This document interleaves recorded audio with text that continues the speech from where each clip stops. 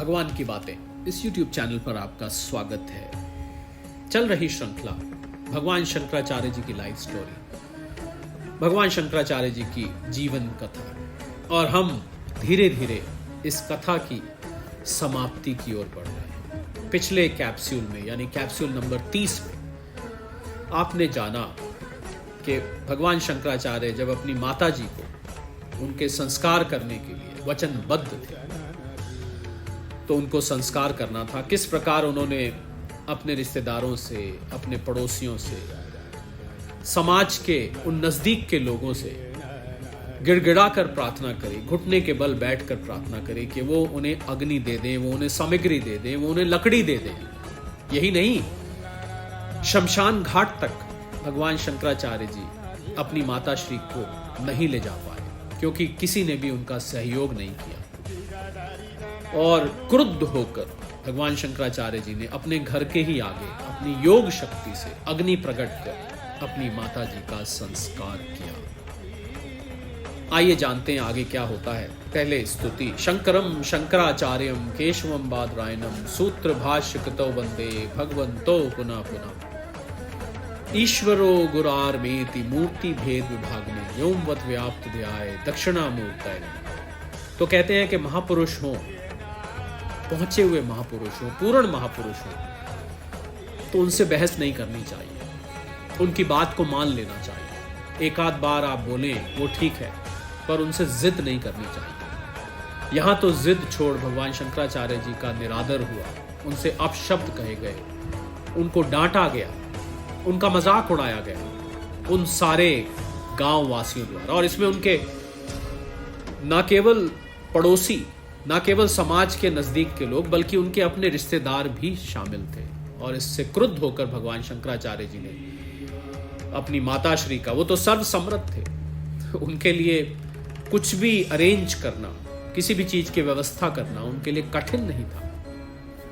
उन्होंने योग शक्ति से सीधा हाथ घुमाया और अग्नि प्रकट हो गई। उन्होंने अपने घर के आगे लकड़ियां लगाकर और अपनी माता जी की चिताग्नि तैयार करी और वहां उनका संस्कार किया। जब उन्होंने संस्कार कर लिया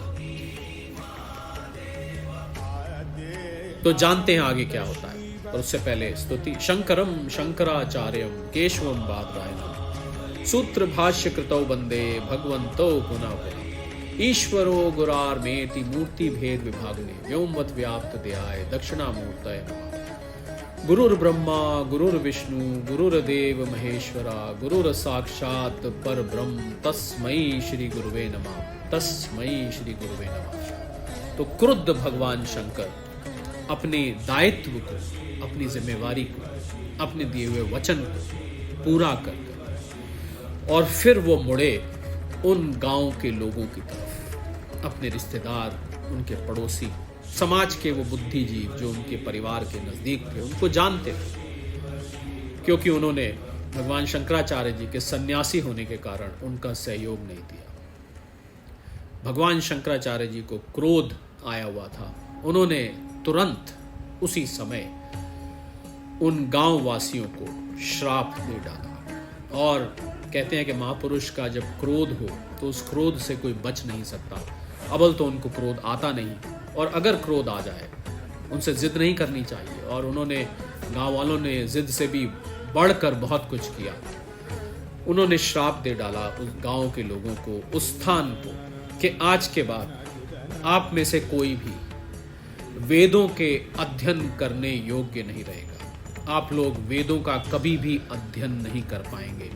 आपको ये अधिकार नहीं होगा कि आप वेदों का अध्ययन करें। और उस जमाने में वेदों का अध्ययन ना करना बहुत बड़ी कमी मानी जाती थी। ऐसा मानिए कि आजकल के ज़माने में, हालांकि वेद तो आजकल के ज़माने में भी पढ़े जाने चाहिए, पढ़ने चाहिए, बल्कि पहले से भी ज़्यादा पढ़ने चाहिए, पर चलिए ज़माने के हिसाब से व्यवहार की बात करते हैं।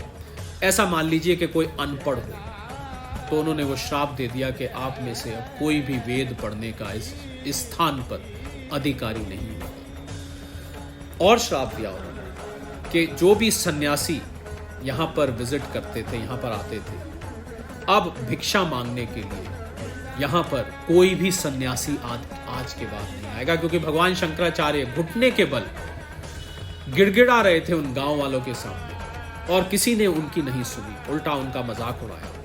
तो उन्होंने श्राप दिया कि इस स्थान पर आज के बाद कोई भी सन्यासी नहीं आएगा। और ये बात गौर करने वाली है कि सन्यासियों को भिक्षा मांगने की आज्ञा शास्त्र की तरफ से मिली है, और अगर कोई सन्यासी किसी के घर भिक्षा मांगने जाता था, उस घर को भाग्यशाली माना जाता था। ये गौर करने वाली बात है।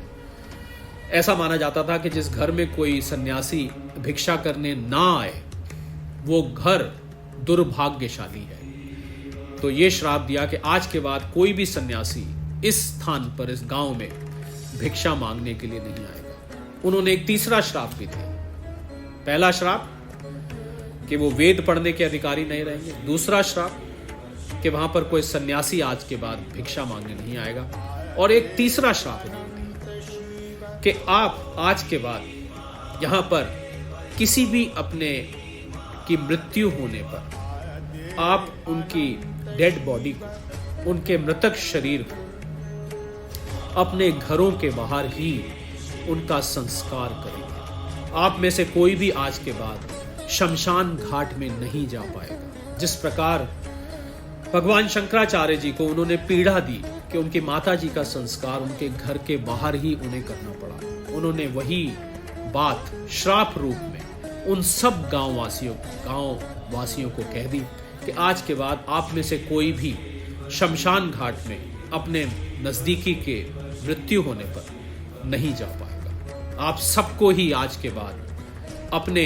घर के बाहर ये संस्कार करना पड़ेगा। जब भी आपके घरों में किसी की मृत्यु होगी, बहुत बड़ी बात थी, और घर के बाहर संस्कार करना कोई अच्छी बात नहीं मानी जाती। इसीलिए शमशान घाट बने होते हैं कि एक स्थान नियत कर दिया जाए जिसके जहां सब लोग जाकर संस्कार करें। क्योंकि घर के बाहर जब आप संस्कार करते हैं, हम समझते हैं कि सब लोग इस बात का एहसास करेंगे कि अगर घर के बाहर अपनों का संस्कार किया जाए तो उसके क्या परिणाम होंगे, उसका क्या असर होगा। और ऐसा माना जाता है कि उस गांव में आज भी जो भी मरता है उस स्थान पर उसका संस्कार उसके घर के बाहर किया जाता है।